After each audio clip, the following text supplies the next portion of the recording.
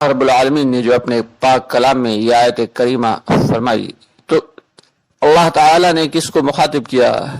یہ ڈائریکٹ اللہ کے نبی محمد مصطفیٰ صلی اللہ علیہ وسلم کو مخاطب کیا کہ جب آپ دعوت دیں گے، جب آپ دین کی دعوت دیں گے تو آپ کے اوپر حالات آئیں گے، پریشانیاں آئیں گی، مشکلات آئیں گی، مصائب آئیں گے، مصیبتیں آئیں گی۔ خبردار صبر کریے، ایسا صبر کریے جو جیسا صبر کرنے کا حق ہے، جیسا صبر کرنے کا حق ہے۔ دوستو، جب اللہ رب العالمین اپنے لاڈلے نبی محمد صلی اللہ علیہ وسلم کو صبر کی تلقین کر رہے ہیں تو ہم لوگ کیا ہیں، ہماری کیا بساط ہے، ہماری کیا اوقات ہے، ہماری کیا حیثیت ہے؟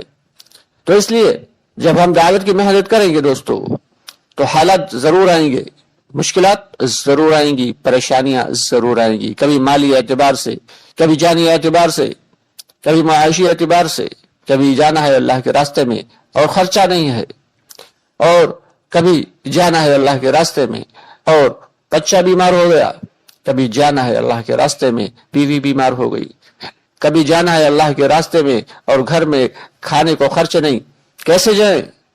یہ سب حالات آئیں گے۔ ان حالات پر جو جمع رہا، ان حالات میں جو جمع رہا اسی کو استقامت کہتے ہیں۔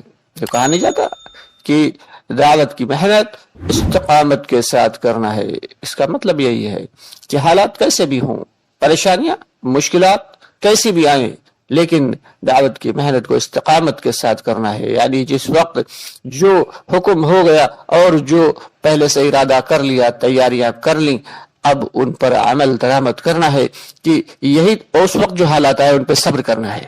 یہی تو اللہ کی جانب سے آزمائش ہے۔ یہ جتنے بھی دنیا کے اسباب ہیں یہ سارے کے سارے اللہ تعالی نے آزمائش کے لیے رکھے ہیں۔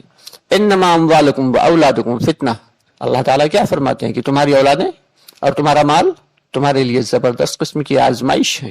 دوستو، اگر ہم ان آزمائشوں میں پورے اتر گئے اور مرتے دم تک ہم دعوت کی محنت میں لگے رہے یہاں تک کہ موت آ گئی، تب ہم سمجھیں کہ ہاں ہم نے دعوت کی محنت کا تھوڑا بہت کام کر لیا، ورنہ آج یہ چلا 4 ماہ اور 3 دن یہ لگانا مقصد نہیں ہے، بلکہ اصل تو یہ ہے کہ ہمیں مرتے دم تک اس دعوت کی محنت کو اپنا کام سمجھ کے کرنا ہے، اپنا کام سمجھ کے کرنا ہے۔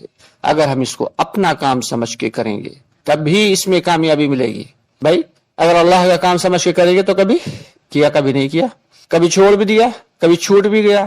لیکن کوئی شخص جب اپنا کام ہوتا ہے، جیسے کوئی شخص ملازم ہے، اب اسے معلوم ہے صبح ہمیں 8 بجے ڈیوٹی پر پہنچنا ہے، تو اسے کسی کو اٹھانے کی ضرورت نہیں، کوئی اس کو اٹھائے یا نہ اٹھائے، وہ خود بخود اپنے وقت پہ تیار ہو کے اور ناشتے وغیرہ سے فارغ ہو کے اور چلا جائے گا اپنی ملازمت پہ۔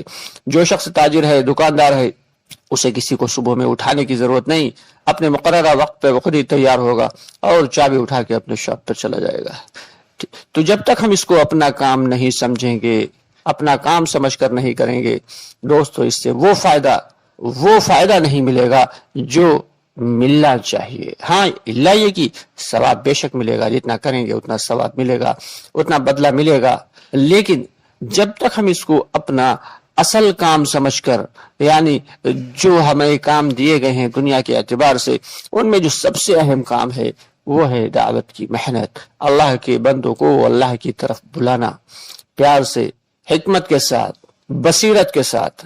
تو دوستو، جب ہم ذرا پچھلی غور کریں کہ حضور پاک محمد مصطفیٰ صلی اللہ علیہ وسلم نے جب ہجرت فرمائی مکے سے مدینے کی جانب، تو قریش مکہ نے پیچھا کیا اور انہوں نے جو ہے انعام رکھ دیا کہ جو شخص حضور پاک صلی اللہ علیہ وسلم کو پکڑ کر لائے گا اسے اتنا بڑا انعام دیا جائے گا۔ آپ صلی اللہ علیہ وسلم کے ساتھ حضرت ابوبکر صدیق رضی اللہ تعالیٰ عنہ ہیں، چلے جا رہے ہیں مدینہ کی جانب۔ سب سے آگے جو دوڑنے والا تھا اور اپنے گھوڑے پہ سوار تھا وہ تھا سراقہ نے جا کے دیکھ لیا محمد مصطفیٰ صلی اللہ علیہ وسلم کو، اور اس سے پہلے کہ وہ پکڑ پاتا بالکل نزدیک پہنچ گیا کہ اللہ رب العالمین کے حکم سے اس کے سواری کے پاؤں ریت میں دھنس گئے جیسے تیسے کر کے اس نے پاؤں نکالے. اتنی دیر میں حضور پاک صلی اللہ علیہ وسلم اور حضرت ابوبکر صدیق رضی اللہ عنہ تھوڑا سا اور آگے بڑھ گئے تھے. اس نے جیسے تیسے کر کے اپنی سواری کے پاؤں باہر نکالے اور پھر بیٹھ کے پھر پیچھا کیا اور بالکل نزدیک تھا اس سے پہلے کہ پکڑ پاتا کہ اس کے اللہ کے حکم سے اس کے سواری کے پاؤں پھر ریت میں دھس گئے.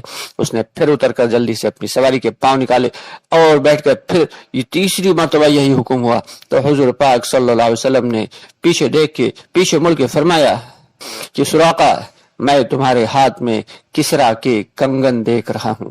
دوستو یہ کیسا عجیب معاملہ ہے, کیسی عجیب بات ہے کہ وہ شخص جو تنہا جس کے ساتھ صرف ایک ہم سفر ہے, اس کا دوست ہے اور بے یار و مددگار اپنے گھر کو چھوڑ کر جا رہا ہے منزل کا پتہ نہیں کہ جہاں جا رہے ہیں وہاں کیا حالات ہوں گے.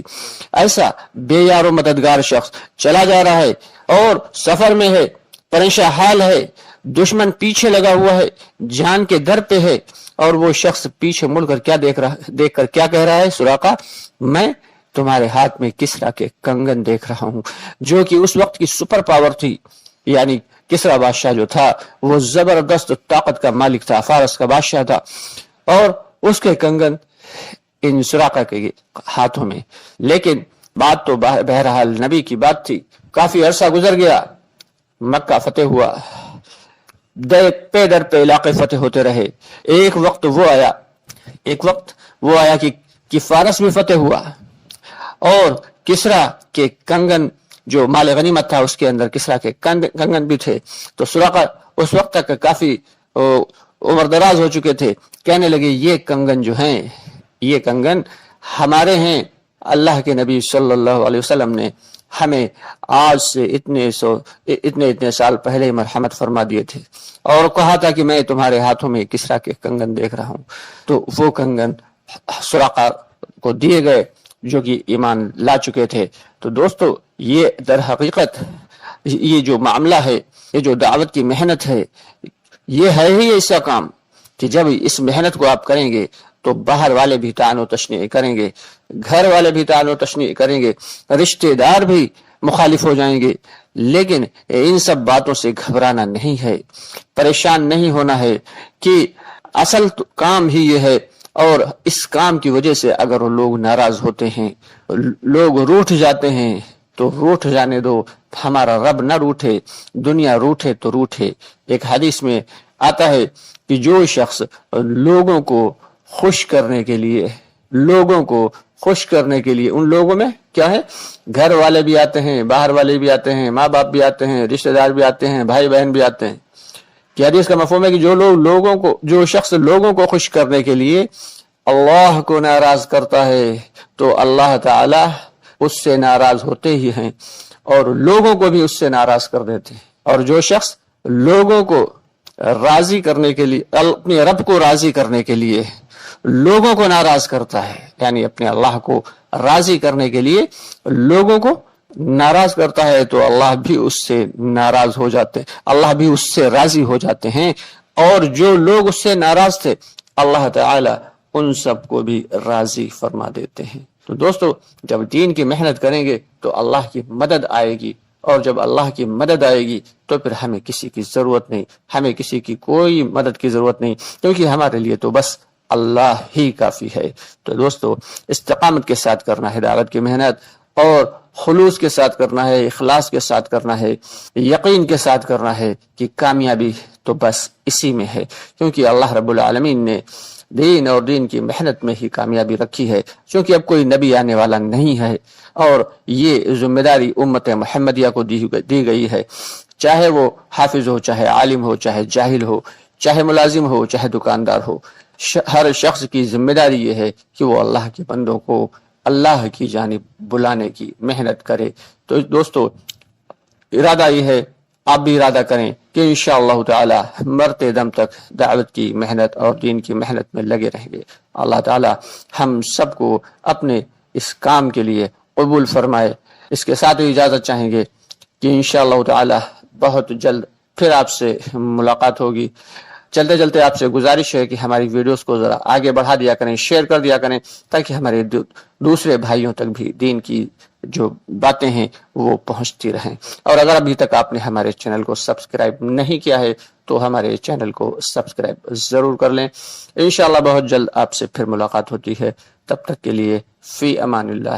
السلام علیکم ورحمۃ اللہ وبرکاتہ۔